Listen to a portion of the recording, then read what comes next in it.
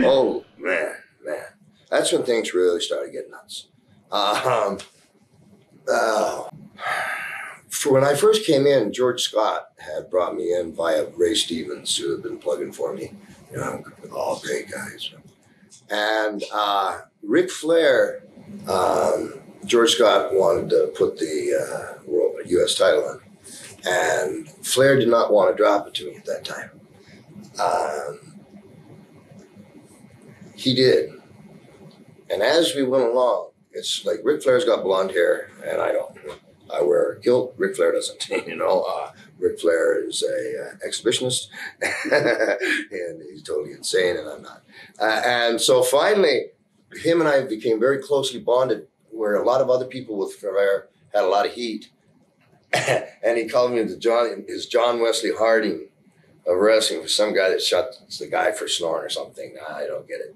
And what he'd do is he'd kind of like pit me against everybody, you know, and boy, I gotta just take this. Right, so the first thing he did with me is he took me to this place called Frankel's in Richmond, because I've only wore a black leather jacket and jeans my whole life.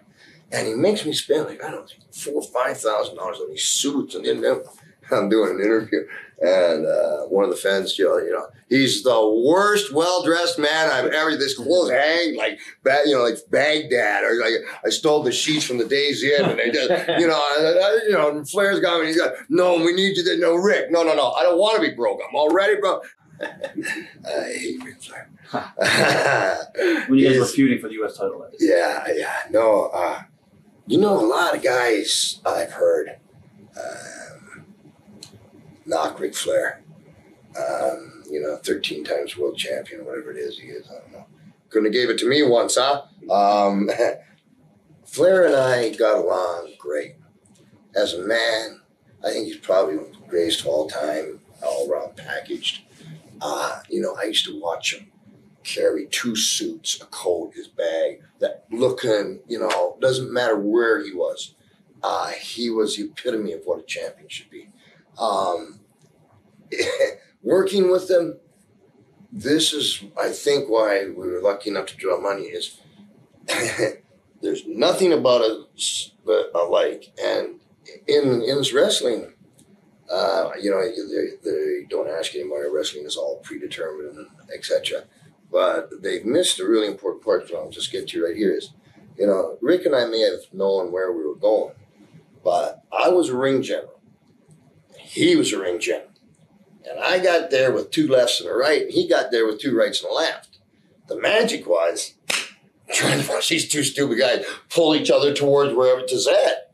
And Flair was such a giving guy, so confident, that, and he always liked to go a long time. You know, I learned from Bobby Duncan, ooh, baby, midnight hour, 10-minute specialist. You know, and that's what I became. But the matches were very intense, very solid, very there. And I'll just bring it right to this with Willie Anderson.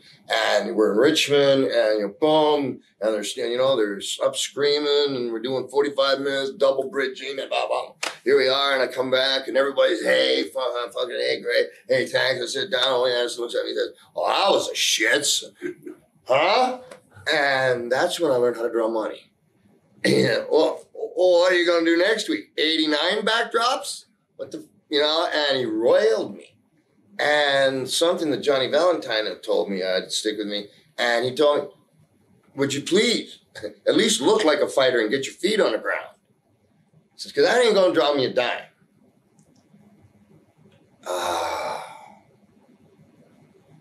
And that for me was, it's like, you know, the rate in Spain, you know, I got it.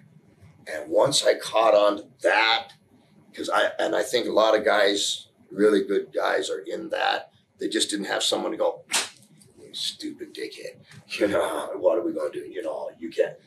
And that's when I started drawing money, big money consistently. And that's what I got out of that.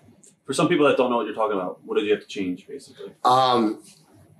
Today's, you might call it a very mild case of lucha libre, but things such as in those days, you throw a fella into the turnbuckle and he'll run 1-2, come across body block.